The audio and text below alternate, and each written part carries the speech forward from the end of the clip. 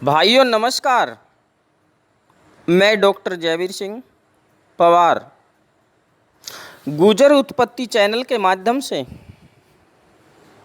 आप तक अपने विचार पहुंचा रहा हूं।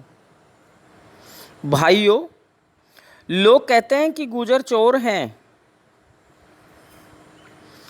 कोई कहता है कि गुर्जर उजर हैं, लेकिन गुर्जरों की आज तक उन्होंने वीरता नहीं देखी। गुर्जरों ने हमेशा अच्छे कार्य किए और गुर्जर हमेशा आज़ादी के समय पर भी और उससे पहले भी और आज भी हर सरकार के हर रास्तों पर सबसे आगे मिलती है। जंग आज़ादी और गुर्जर 1857 के औपनिवेशिक साम्राज्यशाही के विरुद्ध पहला विद्रोह नहीं था। सहारनपुर के गुर्जरों ने अंग्रेजी शासन के विरुद्ध 1822 में खुला विद्रोह करके अंग्रेजी साम्राज्य की चूड़े हिला दी थी। यह स्वतंत्रता आंदोलन का पहला संघर्ष था। उसमें अंग्रेजों भारत छोड़ो का नारा बुलंद किया गया था। गुर्जरों का यह संघर्ष अंग्रेजों का तख्ता तो नहीं पलट पाया, लेकिन इसने उनके तख्त पलटने की मजबूत एक नींव जमा दी थी। 10 मई 1857 में मेरठ से शुरू हुए विद्रोह में गुर्जरों की बहुत बड़ी भूमिका थी।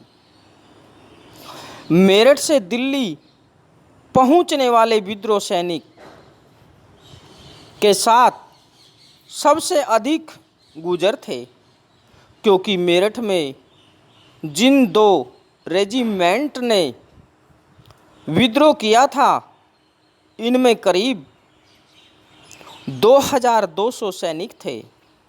लेकिन दिल्ली शहर के अंदर लगभग 15,000 विद्रोहियों ने प्रवेश किया। ये अतिरिक्त विद्रोही कहाँ से आ गए? देसी स्रोत बताते हैं कि ये पेशेवर सैनिक नहीं थे। वे पश्चिमी उत्तर प्रदेश के किसान व कमेरे थे, जिनमें अधिकांश संख्या गुर्जरों की थी। भारत में बेदखल किए तालुकेदार भूस्वामी गुर्जर और बदमाशों ने सरकार की कमजोरी का पहला चिन्ह देखते ही उसे अपनी स्वार्थी प्रवृत्तियों को संतुष्ट करने का संकेत मान लिया था। लोक साहित्य में भी गुर्जरों के बलिदान की चर्चा मिलती है।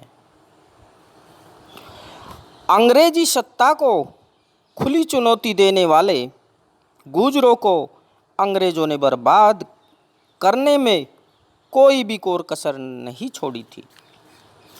उन्हें घर बार विहीन कर दिया गया, जमीन जायदादें जब्त कर ली गई, गांव को आग लगाकर खाक कर दिया गया। गुड़गांव, दिल्ली, मुजफ्फरनगर, मेरठ, बुलंदशहर के ज़िलों में ही 100 से ज़्यादा गुर्जरों के गांवों को जलाकर खाक कर दिया गया था, क्योंकि उन गांवों के सभी लोग बगावत में शामिल थे। जब अंग्रेज गुर्जरों को काबू करने में असफल हो गए, तब अंग्रेजों ने गुर्जर और अन्य विद्रोही जातियों पर कानून का शिकंजा कसते हुए उन्हें अपराधी जाति घोषित कर दिया। सोची समझी रणनीति के तहत आज़ादी की लड़ाई लड़ने के कारण इन्हें न केवल सामाजिक धारा से अलग कर दिया गया, बल्कि इन्हें क्रिमिनल जाति घोषित कर दिया गया, जो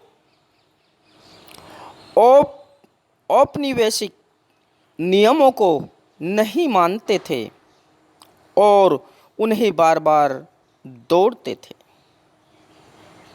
अतः अंग्रेजी सरकार के विरुद्ध विद्रोह करने वाली कौम को सरकारी स्रोतों में डकैत, लुटेरे, मवाली, बदमाश कहकर संबोधित किया गया। क्या वे मात्र डाकू और लुटेरे थे या 1857 के परछन विद्रोही? अतः क्रांतिकारी गुजरों को संताने सामाजिक, राजनीतिक, शैक्षणिक एवं आर्थिक स्तर पर पिछड़ती चली गई, क्योंकि 1857 के विद्रोह के बाद गुजरों को जंगलों, विहड़ों में शरण लेने का बाध्य होना पड़ा। अंग्रेजों के चाटुकार एवं दलालों ने उनके बारे में अनेक कहावतें घड़ी। आज़ादी के बाद की सरकार का यह दायित्व बनता था कि वे 1857 के स्वतंत्रता संग्राम में सामूहिक रूप से भाग लेने वाले गुजरों की संततियों को विशेष रियायतें देती, पर साजिशों के तहत स्वर्ण वर्ग के सत्ताधारियों ने ब्रिटिश साम्राज्य कालीन क्रिमिनल गुजर को उनके भाग्य के सहारे छोड़ दिया। हद तो तब हुई जब राजस्थान में सामाजिक, राजनीतिक, शैक्षणिक रूप से अति पिछड़ी गुजर जाति ने सबै को अनुसूचित जनजाति में शामिल किए जाने के लिए आंदोलन किया। तब अपने ही सरकार की गोलियों के शिकार 26 गुजर हो गए।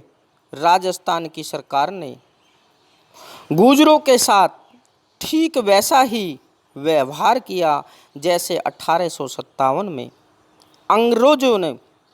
अंग्रेजों ने लाखों गुजरों के साथ किया था। भाइयों, गुजर तो वह शेर जाति है